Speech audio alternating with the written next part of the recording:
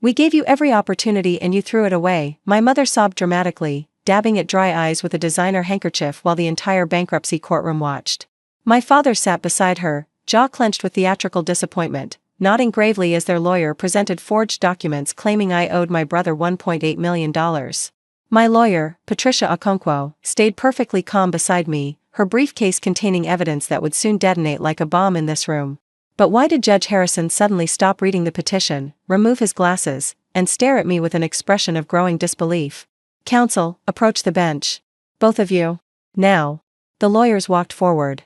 I watched the judge whisper something that made my brother's attorney turn pale. I read about this company in Forbes last week, Judge Harrison said, his voice now audible throughout the silent courtroom. Meridian Tech Solutions. The cybersecurity startup that just closed a $94 million contract with the Department of Homeland Security. Someone in this courtroom is lying to my face, and I intend to find out who. My brother Marcus's confident smirk vanished. My mother's fake tears stopped instantly. My father's righteous posture crumbled. And I stood there silently, waiting for the destruction I'd spent 8 years preparing for. I founded Meridian Tech Solutions 9 years ago with $4,200 in savings and a laptop held together with duct tape. The Whitmore family didn't do duct tape. We did prestige, old money, and appearances. My father, Theodore Whitmore, ran one of Boston's most respected wealth management firms. My brother Marcus was being groomed as his successor, the golden child who could do no wrong. My younger sister Diana had married into pharmaceutical money and spent her days organizing charity galas. And me? Serena Whitmore, the middle child, the embarrassment, the one who'd thrown away a Harvard MBA to chase what my father called computer nonsense. He'd laughed when I'd presented my business plan at 25. That's a hobby, not a career. Get a real job. Join Marcus at the firm. Stop embarrassing this family with your little experiments. There's a massive gap in the market for small business security protocols. There's a massive gap in your understanding of how business works. You'll fail. You'll come crawling back. And when you do, you'll take whatever position Marcus decides to give you. I won't fail. They all say that, sweetheart. They all fail. I walked out of his mahogany-paneled office and never asked for his approval again. The first 6 years nearly killed me. I lived in a studio apartment the size of my childhood closet, surviving on instant noodles and coffee that cost more in exhaustion than dollars. I worked 18-hour days learning every aspect of cybersecurity from the ground up: coding, networking, threat analysis, client relations. I made mistakes that almost destroyed me: a partnership with a con artist who stole my first prototype, a client who refused to pay for 6 months of work, a server crash that wiped out everything during a crucial demo. Cybersecurity? My family watched from their gilded towers, waiting for the collapse they'd predicted. Still playing with computers? Marcus would ask at Thanksgiving, swirling bourbon in a crystal glass. Dad's got an entry-level position available. Just say the word. Still working on that little hobby? Mom would add, her voice dripping with manufactured concern. We worry about you, darling. It's not too late to find a suitable husband instead. I stopped attending family gatherings after year 4. The energy I wasted defending myself was better spent building my company. And build it I did. Meridian Tech Solutions developed proprietary intrusion detection systems that could identify and neutralize cyber threats faster than anything on the market. We won our first government subcontract in year 5. Our second in year 6. By year 8, we had 63 employees, $18 million in annual revenue, and a reputation as one of the most innovative cybersecurity firms on the East Coast. The $94 million contract came through 7 weeks ago. A multi-year agreement with the Department of Homeland Security to implement our technology across critical infrastructure nationwide. Forbes ran a feature calling us the startup that's revolutionizing federal cybersecurity. The Wall Street Journal profiled our technology. Venture capitalists were suddenly desperate to talk to me. My family had no idea. I'd kept my success deliberately hidden, using my married name, Serena Mitchell, for all public appearances and press coverage. The few distant relatives who'd stumbled across news about Meridian Tech didn't connect S. Mitchell, CEO, with the daughter they'd written off as a failure. I preferred it that way. Their approval was something I'd stopped needing years ago. But apparently, their interference was something I still had to handle. The bankruptcy petition arrived 4 weeks after the contract announcement. It was filed by Marcus, claiming that Meridian Tech Solutions owed him $1.8 million from a significant investment he'd made in year 3. The petition alleged that I'd defaulted on repayment terms, that the company was hopelessly insolvent, and that creditors needed immediate court protection to recover what they were owed. Every single word was a lie. Marcus had never invested a penny in my company.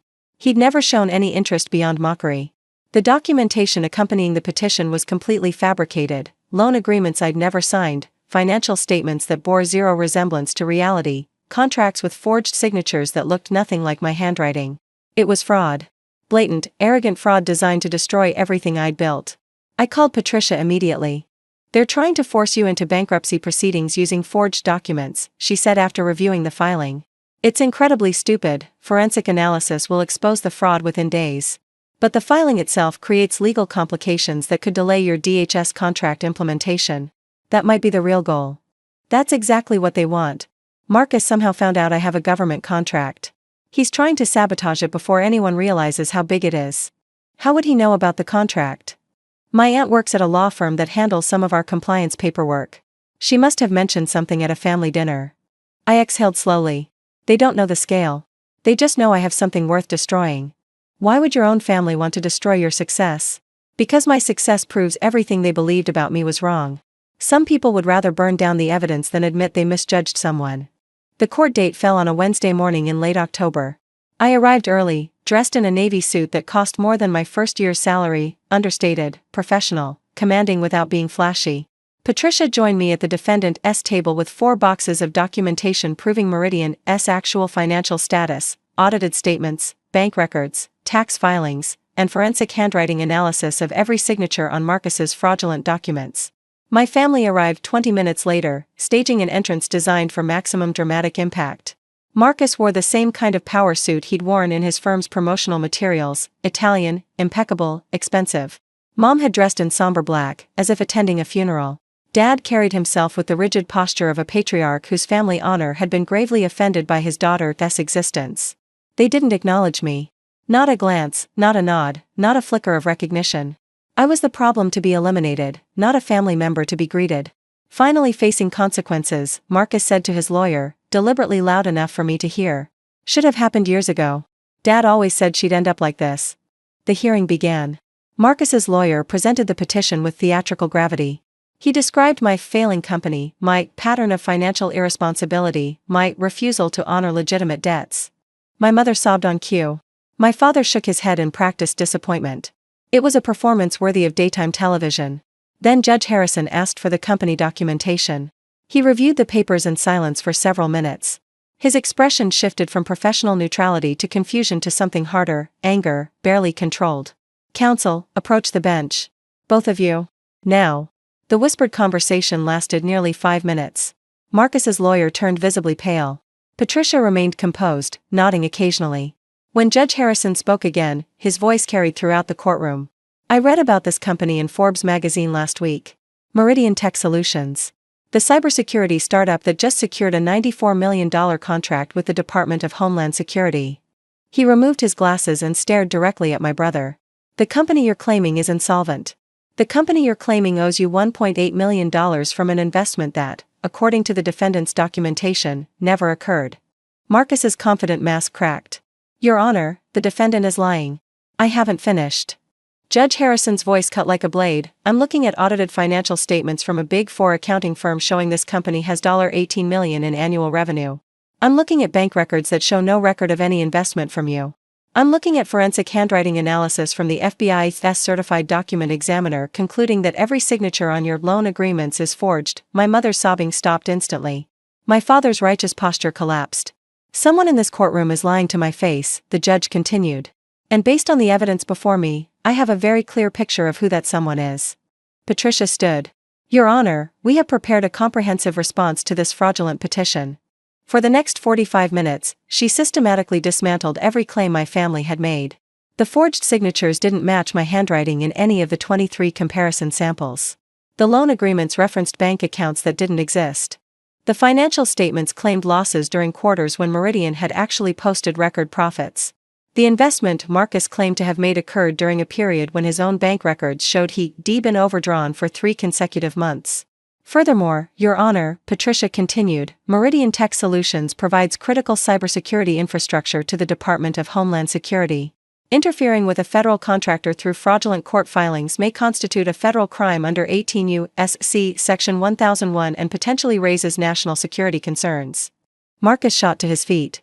Your Honor, This is ridiculous, it's just my sister's little computer company. Your sister's little computer company protects critical infrastructure from cyber attacks. Judge Harrison's voice was ice. Power grids. Water treatment facilities. Emergency response systems. Sabotaging it isn't just fraud, it potentially endangers public safety. He turned to me. Ms. Mitchell, or should I say Ms. Whitmore, I apologize for the court's time being wasted by this malicious filing. Your company's reputation will not be affected by these proceedings. I'm entering an immediate dismissal with prejudice, and I'm referring this matter to the U.S. Attorney's Office for investigation of bankruptcy fraud, perjury, and potential interference with a federal contractor.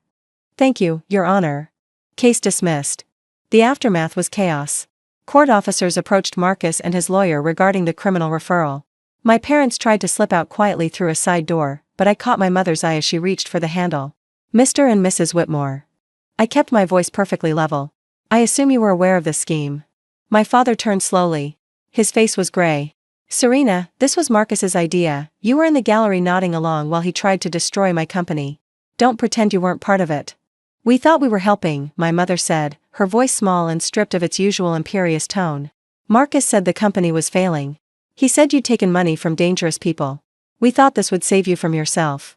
You thought what Marcus told you because believing him was easier than admitting you were wrong about me. I gathered my files. The $94 million contract? That's real. The 63 employees who depend on Meridian? They're real. The technology we've developed that protects American infrastructure? That's real too. You tried to destroy all of it because my success made you uncomfortable. Serena, please. I'm done. Whatever happens to Marcus legally is his own problem. Whatever story you tell yourselves to sleep at night is yours. But don't contact me again. Don't pretend we're family. Family doesn't try to bankrupt each other with forged documents in open court. I walked out of the courthouse without looking back. The federal investigation moved faster than anyone expected. Marcus's lawyer, facing potential disbarment, cooperated fully with investigators. He revealed that Marcus had approached him with the scheme, insisting that Meridian was a pathetic failure that needed to be put out of its misery before it could further embarrass the Whitmore name. The lawyer had been negligent, accepting his client's claims without verification, but the primary fraud was entirely Marcus's design. Federal charges were filed within 8 weeks. Bankruptcy fraud. Perjury. Attempted interference with a government contractor. Marcus faced up to 20 years in federal prison. My father emptied his political connections and a significant portion of his personal fortune to secure a plea deal. Marcus would plead guilty to reduced charges, serve 4 years in a minimum security facility, lose his position at the family firm permanently, and carry a federal felony conviction for the rest of his life. The Whitmore wealth management firm survived, but barely. News of the fraud spread through Boston's financial community like wildfire. High-net-worth clients don't trust their money to families where the heir apparent commits federal crimes. My father was forced into early retirement. The firm was sold to a larger competitor at a fraction of its previous value. My mother sent a letter 8 months after Marcus began his sentence. It was 12 pages of justifications and non-apologies. We never meant for things to go this far. Families should support each other through difficult times. Surely you understand we only wanted what was best for you. I didn't respond. Meridian Tech Solutions celebrated its 11th anniversary last month. We've grown to 187 employees across 3 facilities. Our contracts with federal agencies now total $420 million over the next 7 years. We've expanded into private sector cybersecurity, protecting major financial institutions and healthcare systems. Fortune magazine listed us among the 50 most innovative companies in America. I was named to Forbes's Women Leading Tech list for the 3rd consecutive year. The Wall Street Journal ran a follow-up piece with the headline, "The Cybersecurity Mogul Whose Family Tried to Bankrupt Her, and Failed." I gave one interview about the case, carefully worded, focusing on the legal implications rather than personal drama. The reporter asked me why I thought my brother had done it.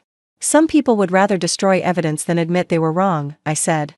Success that contradicts their worldview isn't something to celebrate, it's something to eliminate. Do you maintain any relationship with your biological family now? I have an extraordinary relationship with the family I've chosen. My husband, my employees, my partners, the people who believed in me when I had nothing but a garage and a vision. The people who celebrated my wins instead of trying to manufacture my failures. And your parents? Your brother? They made their choice in that courtroom. I've made mine. Last week, my sister Diana reached out for the first time since the trial. She'd always been peripheral to the family warfare, too absorbed in her own social climbing to pay attention to mine. But the scandal had apparently damaged her standing in her precious country club circles. People whispered about her brother the felon, her parents the enablers, her family's spectacular public disgrace. I know you probably don't want to hear from anyone with our last name, she wrote. But I wanted you to know that I never agreed with how they treated you. I was too weak to say anything at the time, too focused on my own life. But I always knew you'd prove them wrong. I just never had the courage to say it out loud. It was a half apology, weighted with self-preservation. She wanted to separate herself from the family catastrophe, to position herself as the sibling who'd secretly supported me all along. I wrote back a single sentence, support expressed only after I succeeded isn't support, it's just positioning. But I appreciate the honesty about your silence. I meant it. I didn't forgive her, but I acknowledged the gesture. Growth has to begin somewhere, even when it begins too late. My daughter was born 4 months ago. Her name is Grace, after my husband James's grandmother, a woman who raised 4 children alone during the Depression, who built a bakery from nothing, who taught her descendants that hard work trumps pedigree every single time. I hold Grace in the nursery of the home I built, a home I purchased with money I earned, in a neighborhood I chose, surrounded by people I've selected instead of people I was born to. I tell her stories about persistence and determination, about building things that matter, about the profound difference between people who lift you up and people who try to drag you down. Your other grandparents, my parents, they won't be part of your life, I told her last night, even though she's too young to understand the words. That's not punishment. It's protection. You deserve to be surrounded by people who see your potential as something to nurture, not something to diminish. She blinked at me with those newborn eyes that don't quite focus yet, trusting and pure. You're going to do extraordinary things, Grace. And when you do, I'll be your biggest champion. Not because you succeeded, but because you tried. That's what family actually means. Not shared genetics. Shared belief. I placed her gently in her crib and watched her drift into sleep, this tiny person who would never know the family that rejected her mother. She'd know the family that chose her mother instead. That's enough. That's more than enough. They hired a lawyer expecting to finally prove I was the failure they'd always claimed. Instead, they proved themselves frauds, literally and publicly. The judge recognized my company because we'd built something worth recognizing, worth protecting, worth defending. They thought they were shutting down an embarrassment. They were attempting to destroy a $94 million success story. The courtroom wasn't their victory parade. It was their exposure, their unraveling, their reckoning. And now, while Marcus serves his sentence and my parents fade into irrelevance, Meridian Tech Solutions keeps growing. Keeps building. Keeps proving that the only thing more powerful than family doubt is personal determination. They gave me every opportunity to fail. I gave myself every reason to succeed.